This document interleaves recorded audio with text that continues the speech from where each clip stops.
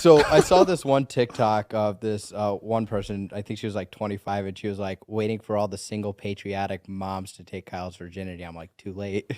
Oh, no, no, no, no.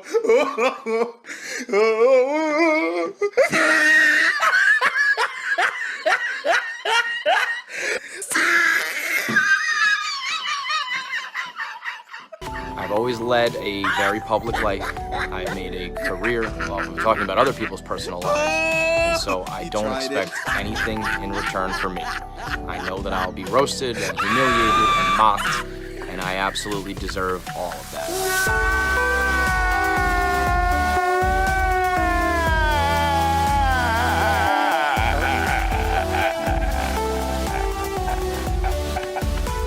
What's going on, everyone? Jeremy here from The Quartering, and perhaps one of the biggest backfires / instant regrets of 2021 slid in just before the end of the year. There's been some absolutely devastating ratios on Twitter.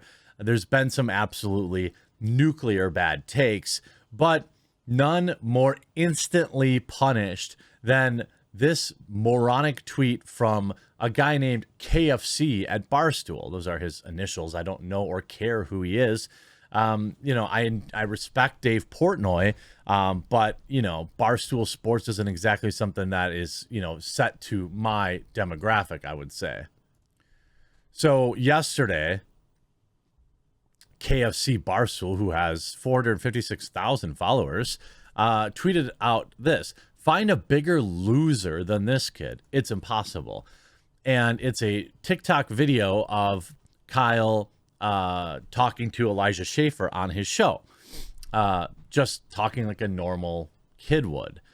I don't know why you would call him a loser. It's interesting, but as it stands right now, the comment has 8,000 likes, which is kind of sad, but over 5,000 replies.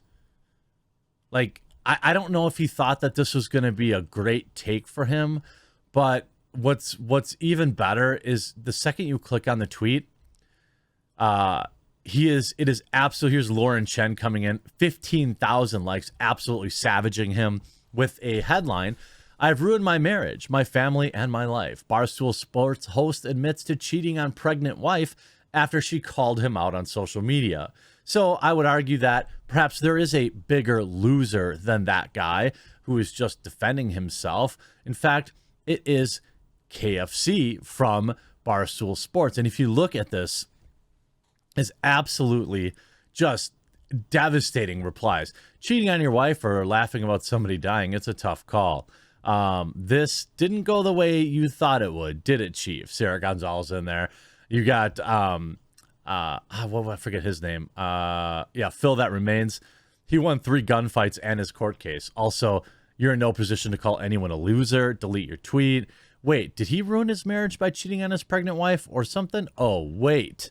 It's just, and the details are actually pretty disgusting in terms of what her original post. She wrote, "Last night, after I put my 2-year-old daughter and 6-month-old son to bed, I caught my husband sending messages to his mistress, who he's apparently been seeing since I was 8 months pregnant. Days before I gave birth, he was at a hotel in Manhattan with her. Days after I gave birth, he was then too. The rug's been pulled out from underneath me. Despite that, what cheesy Instagram post would lead you to believe we didn't have the perfect marriage. No one does. But I never in my wildest dreams suspected he was capable of doing this to me, my daughter, and my son." So, I mean, the idea that, look, your wife is 8 months, 9 months pregnant, and you're out with a mistress. You all have another kid at home. Perhaps maybe, you want to reserve the judgment on other people, especially when this is like so hilarious and obvious. If you look at the coverage too, just brutal. If you look at the original articles around this, Barstool sports blogger Kevin Clancy's wife claims he cheated on her when she was pregnant. Not a good look. And of course, him coming out here, "My wife and I are going through a hard time. I'm choosing to handle it privately for the sake of my kids. I wonder if you're thinking about your kids while you were banging that chick in the hotel room a day after your wife gave birth." You know, and most of the replies here are, you know, like not exactly. I mean, there's a pretty bad own. You know, people defending it. I don't know. You know, we don't know the whole story, but it didn't end well for him. You know, again, Barstool, this on Fox News. Barstool sports star KFC's wife claims he's been cheating on her since pregnancy. You put this out. The kind, funny, relatable man I thought I married is clearly lower, more insecure, and more disrespectful than I ever imagined. It doesn't matter who it was. He's already trashed her and dropped her like a hot potato behind her back, so she'll receive the same treatment I did.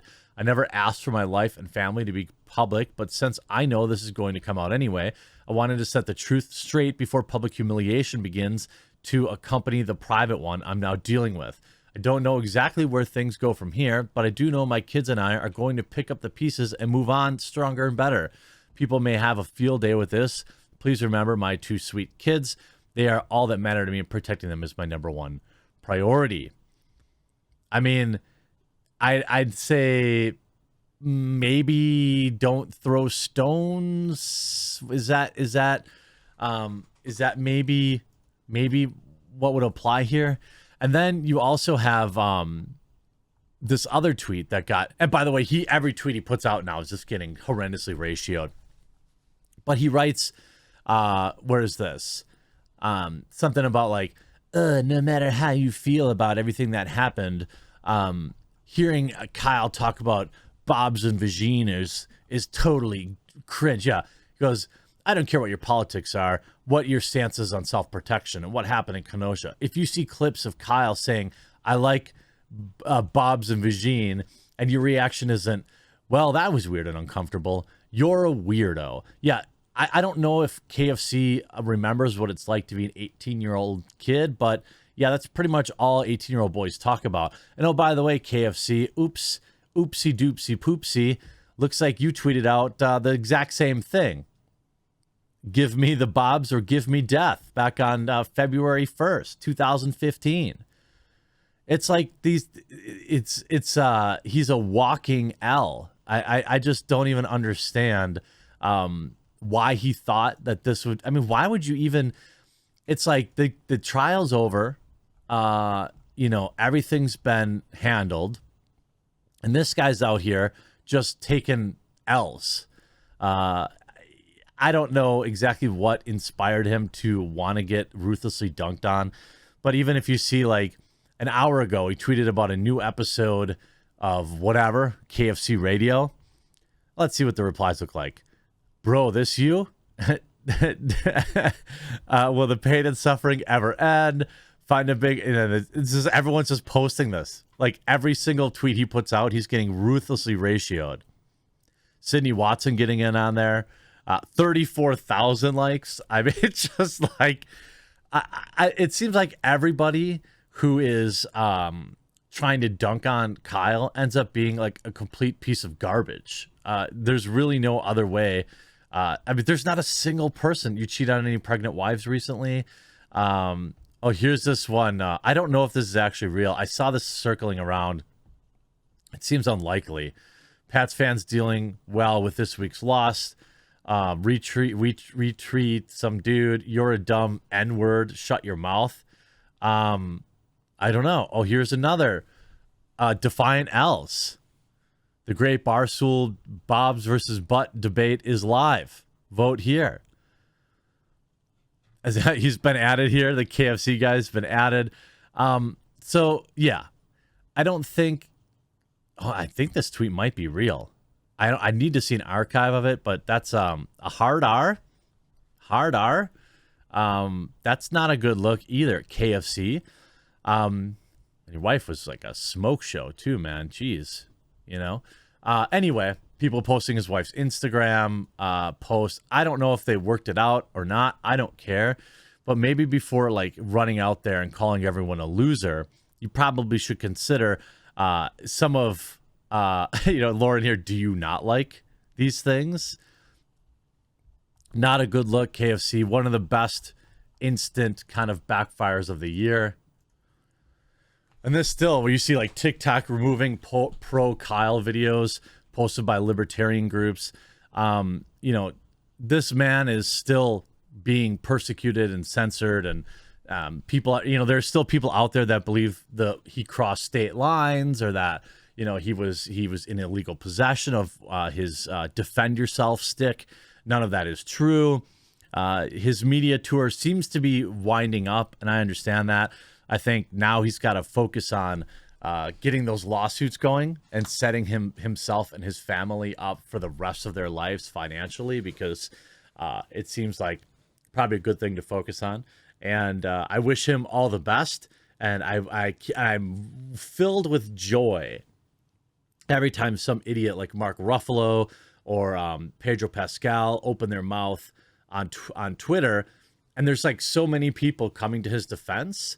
It's great to see. I feel like 2 years ago, you wouldn't see enough people who understood the whole story of things and be willing to defend him. So that's a huge W, and I hope you enjoyed this video, and we'll talk to you again real soon.